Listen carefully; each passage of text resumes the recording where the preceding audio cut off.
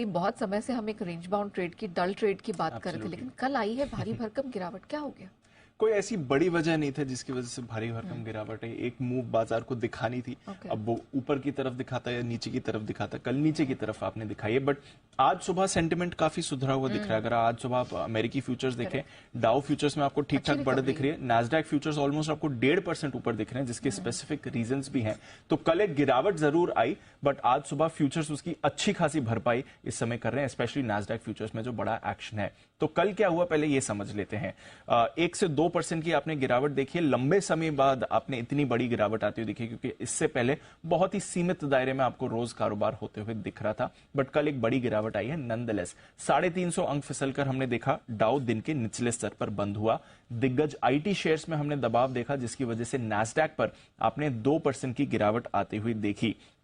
Bond yield ये भी फिसलकर 3.4% पर आ गई, क्योंकि कल फिर से एक बार स्लो डाउन और मंदी की आशंका बाजार में आई है। किसकी वजह से? कंज्यूमर कॉन्फिडेंस डेटा की वजह से। अप्रैल महीने का कंज्यूमर कॉन्फिडेंस डेटा आया, कमजोर था, 9 महीने में सबसे कम था। जुलाई 2022 के बाद के सबसे कम आंकड़ा आया, और इसकी वजह से बाजार के मूड और सेंटिमेंट पर असर पड़ा। इसलिए आपने देखा कि किसी भी लेवल पर रिकवरी नहीं आई और डेज लो पर बाजार आपको बंद होते हुए दिखे। इसमें अर्निंग्स का भी रोल था, बैंक शेयर्स का भी रोल था। बैंक शेयर्स में स्पेशली कल हमने भारी गिरावट आती हुई देखी। फर्स्ट रिपब्लिक बैंक, जहां पर हमें परसों पोस्ट मार्केट ट्रेडिंग में 20% शेयर टूटने के बाद अंदाजा लगी गया था कि ये कमजोर होने वाला है, कल 50% ये शेयर टूटा है, आधा हो गया कल वैल्यू में, और रिकॉर्ड निचले स्तर पर आ गया।